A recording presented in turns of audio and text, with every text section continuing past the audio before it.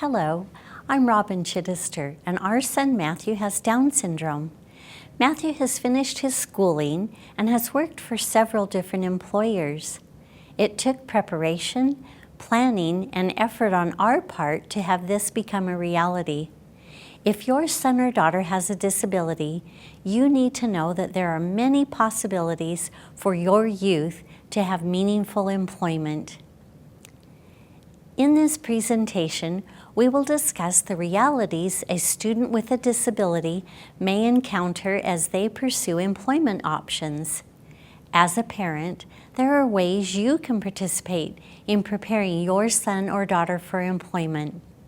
You need to be aware of employment issues, what accommodations may be needed, if your son or daughter will disclose their disability, interviewing skills, the employer's perspective, self-employment, and specific skills that may be needed. Parents play a vital role in the job search process for youth with disabilities, and this presentation will provide you with the information you need to be effective partners and advocates. We all should have high expectations for the employment of youth with disabilities, and that begins by expecting all youth build work skills and bring a good attitude to the job search. Think for a moment about your own experiences as you were looking for a job and the skills you needed to secure employment. Did you work at a grocery store, fast food business, yard care, or babysitting? What did you do to prepare for your job? Did you prepare a resume? How did the interview go? These questions, along with others, should help us remember that getting a job requires preparation and skills. Statistics indicate that the employment of people with disabilities is a critical issue.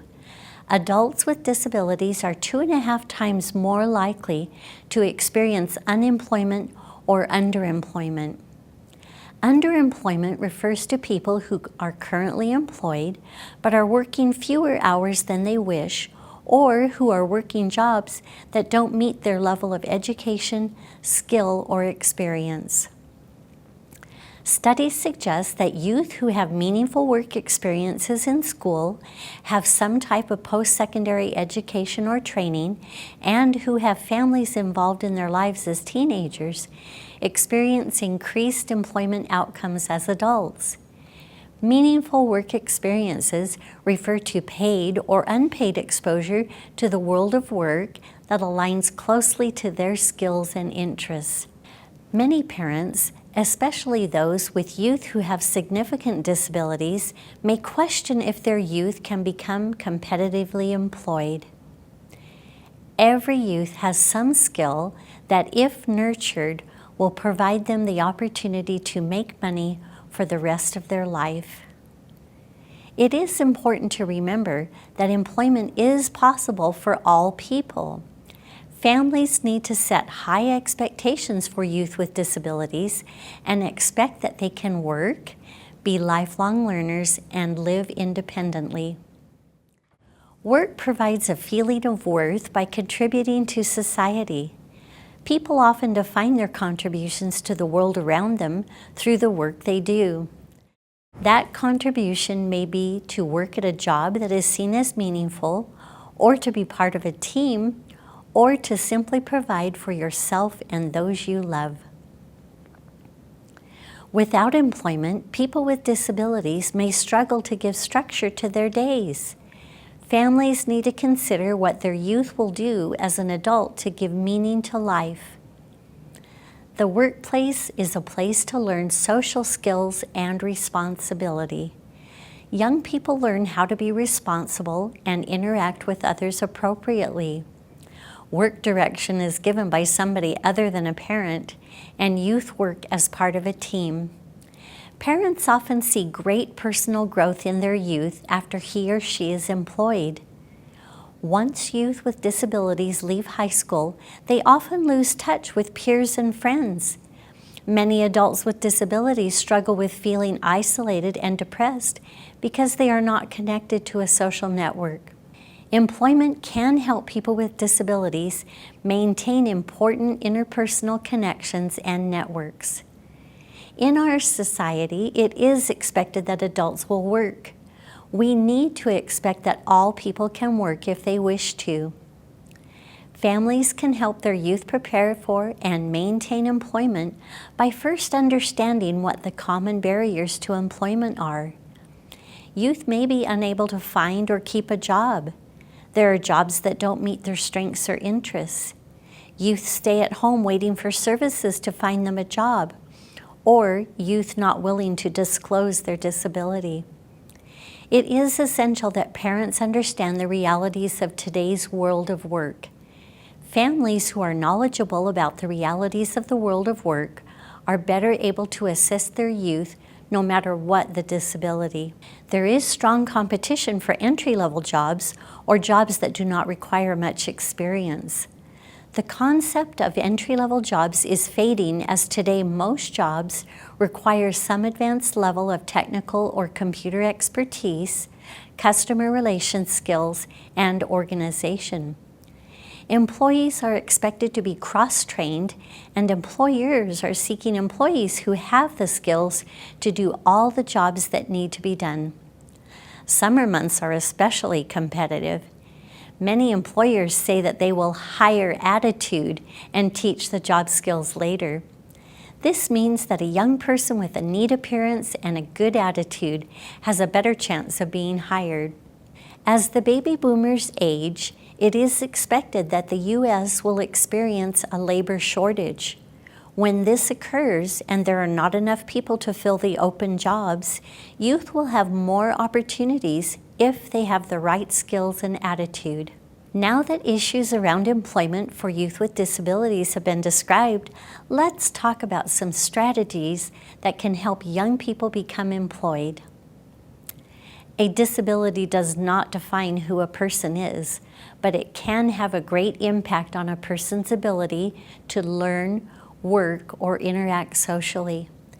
Many youth don't know what their disability is or haven't practiced telling others about it. It is crucial that youth know how their disability affects them in school and on the job. When empowered with knowledge about their disability, youth can begin to advocate for the things they need. Career planning simply means a process by which a youth with a disability discusses the type of jobs they are interested in and how their disability might impact those interests. Before youth begin looking for a job, ask, "What is your dream job? What do you need to know to do that job? What classes in school can help you learn the skills you need? Do you like to work inside or outside? Do you have good times of the day and bad?" A tool that can be used at home to start exploring employment options for youth is called the Employment Action Plan. Career planning should also be a part of a transition IEP. Having a career planning discussion with youth can be valuable for many reasons. It helps families learn how their youth are thinking about employment. What do they hope for, and what kinds of jobs interest them? This information can be communicated to the school's work experience staff or employment service providers to ensure youth are placed in jobs that match their skills and needs. Families can use knowledge gained from career planning discussions to identify academic coursework or work experiences that can be integrated into a youth's IEP. Families need to use their own expertise to improve the planning process. What if a family has a discussion about career planning with their youth only to learn that their child isn't interested in working or thinks he or she doesn't have to work? It's better to catch this earlier than later. If a youth displays an inappropriate view of the need to work or vocalizes career goals that seem unobtainable, families can take steps to steer youth in the right direction. Career planning allows for goal setting and for the identification of steps to reach that goal.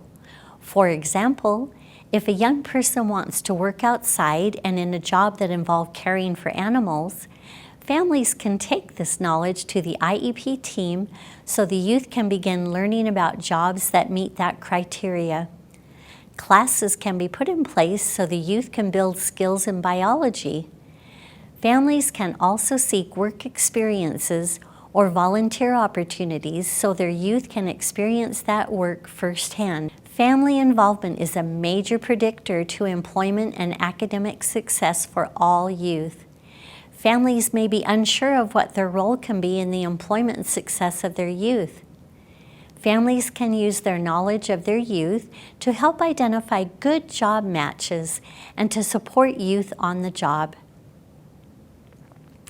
Parents can help the career planning process by sharing their knowledge of a youth's strengths and interests.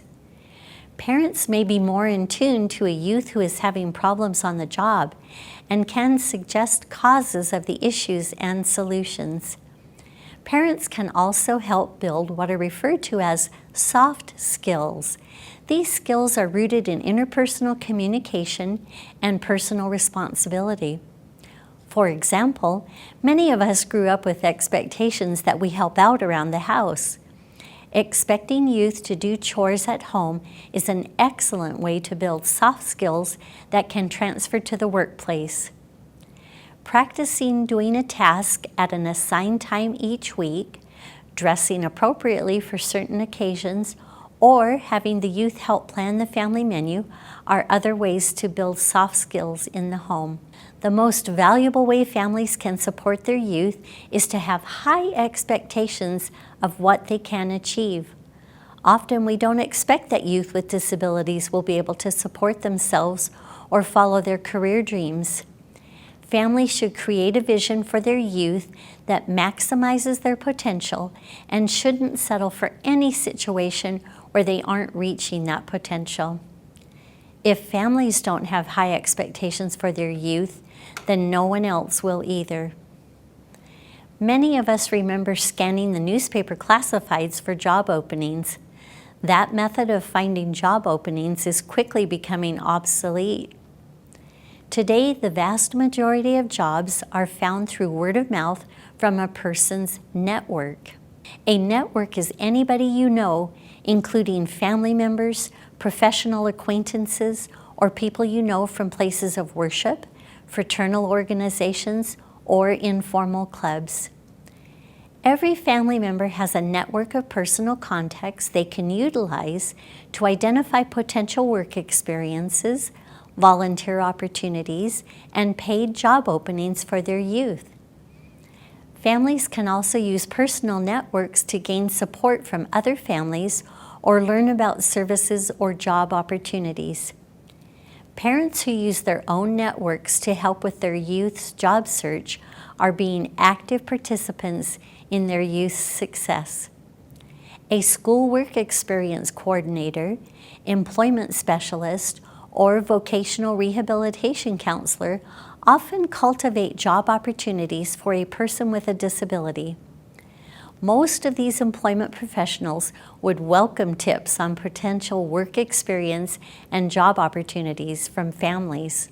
The resume continues to be the standard tool employers use to begin screening candidates. Unfortunately, we don't always expect youth with disabilities to have a resume. The truth is that every job seeker needs a resume. A professional-looking resume shows a prospective employer that a youth is organized and understands the steps in the hiring process. A resume can improve the chances of an applicant getting an interview. Employers want a youth's resume to show that they want to work and have taken steps to be a good employee. Youth can show different types of work experience, including volunteer opportunities, job shadowing, informational interviews, and any relevant courses they may have taken in or out of school. Youth who have quality work experiences during the high school years are more likely to experience positive employment outcomes as adults. Youth are having a tougher time finding the entry-level jobs that traditionally have provided valuable work experience. How can youth build work experience that can be listed on a resume without actually having a job? One strategy is volunteering. It is important to note that volunteering is not an acceptable long-term substitute for paid employment. Volunteering should be viewed as a way to build work skills. It should not be the final option, but a mechanism to move youth into paid employment. Volunteering is a great way to show an employer that even though a youth hasn't had a paid job, he or she wants to work. This should be highlighted during the interview process. A job accommodation is an adjustment to work environment or job duties that allows a qualified individual with a disability to perform the essential functions of a job. A job's essential functions are the duties a person must be able to perform, such as lifting 20 pounds or being on one's feet for long periods of time. Job accommodations open the doors for youth with disabilities to work in almost any field they want, as long as they are qualified for the job and the accommodation is reasonable. Most accommodations for people with disabilities are basic and inexpensive. Families should strive to understand what job accommodations are and aren't, and how to help their youth secure accommodations if needed. Many youth may believe that there are certain jobs they can't do, when in fact a job accommodation would allow them to be successful and have a positive job experience.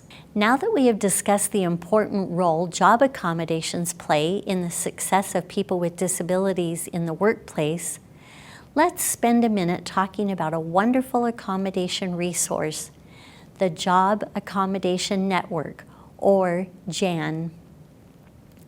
JAN is a free resource funded by the U.S. Department of Labor's Office of Disability Policy.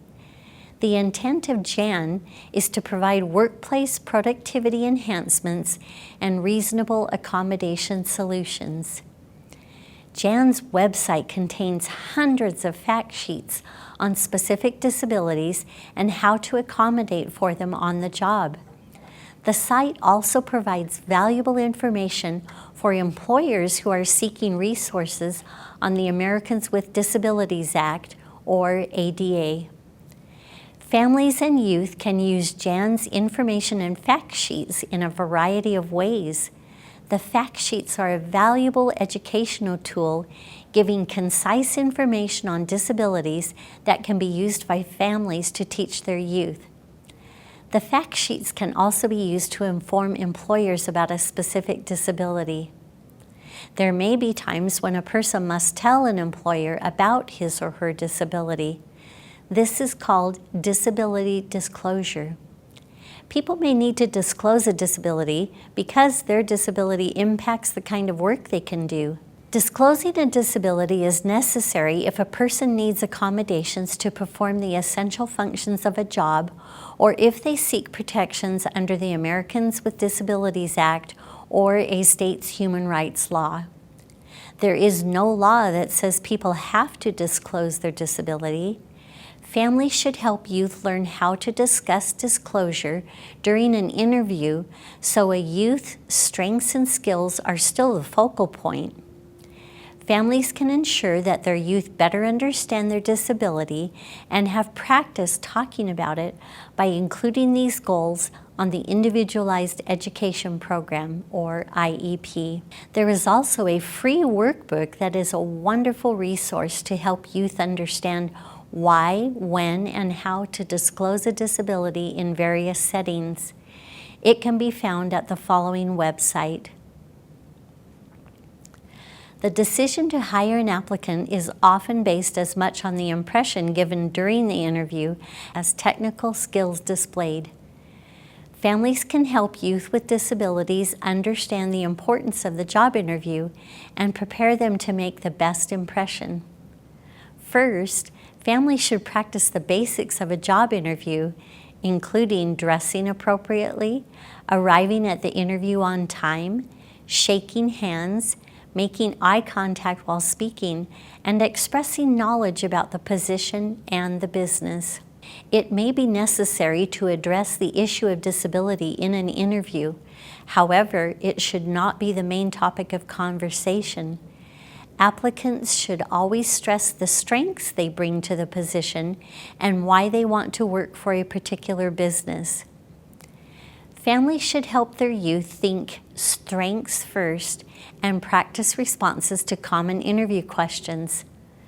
A good rule of thumb in a job interview is this: don't offer much more information than the interviewer asks for. The conversation should focus on the position and why the youth would be a good fit. Families also need to be aware of what an employer can and can't ask in an interview. For example, an interviewer cannot ask a person if they have a disability. Youth should be coached to respond to potential inappropriate questions with responses such as, "I don't think it's appropriate to ask that.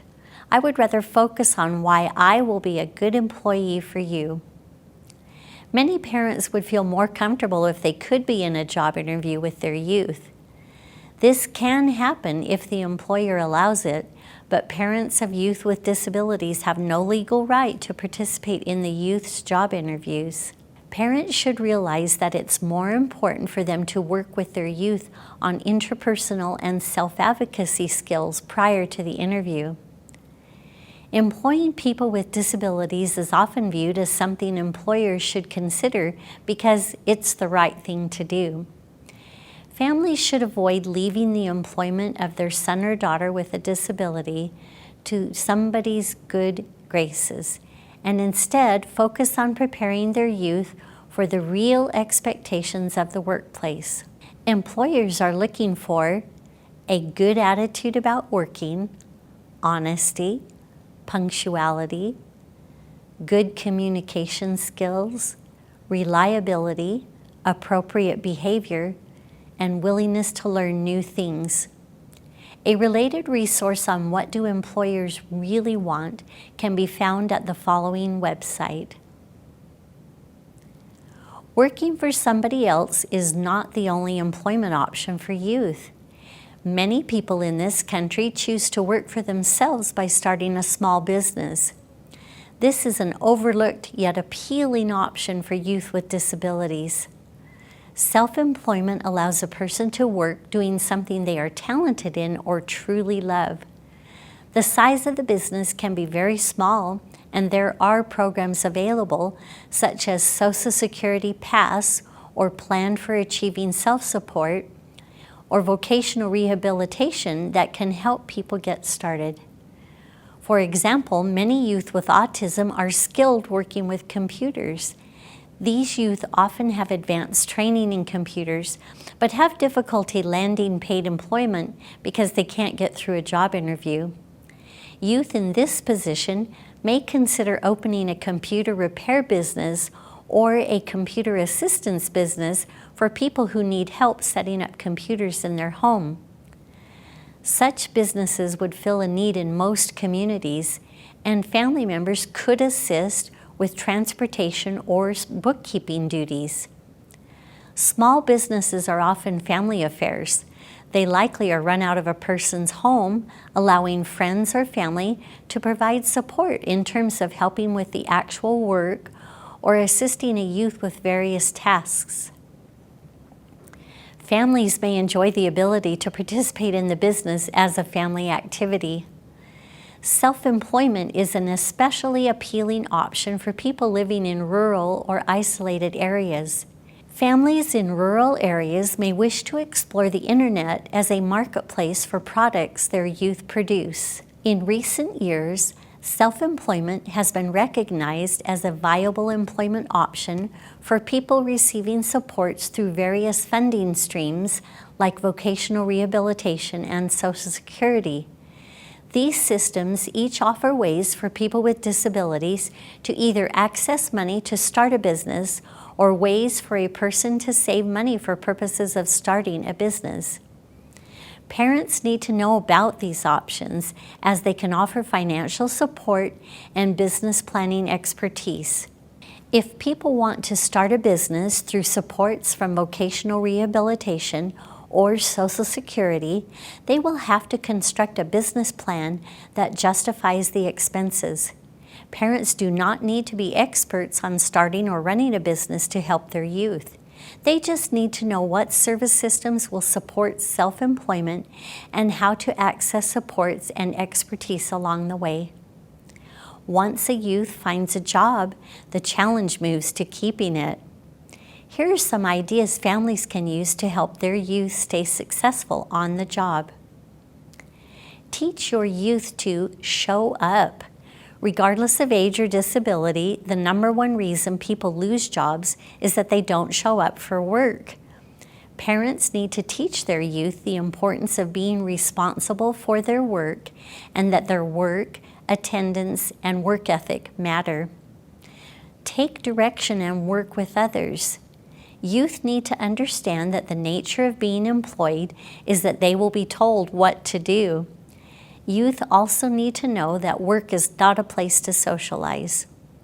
Employers expect their employees to have appropriate interactions with fellow employees and customers.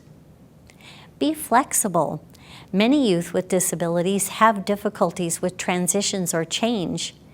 Families need to work with employers or service providers to anticipate those changes and help prepare youth to deal with them. Families can build a support system at work. Many work environments function as mini families. Co-workers look after and help each other. Youth with disabilities can benefit from this environment by building a support system within the workplace. Communicate regularly. Families should get to know their youth's co-workers and supervisors and encourage open communication so workplace problems can be avoided. Many youth lose jobs without their families ever knowing there was a problem. Building relationships with employers and job coaches can keep this from happening. Know that sometimes it doesn't work out.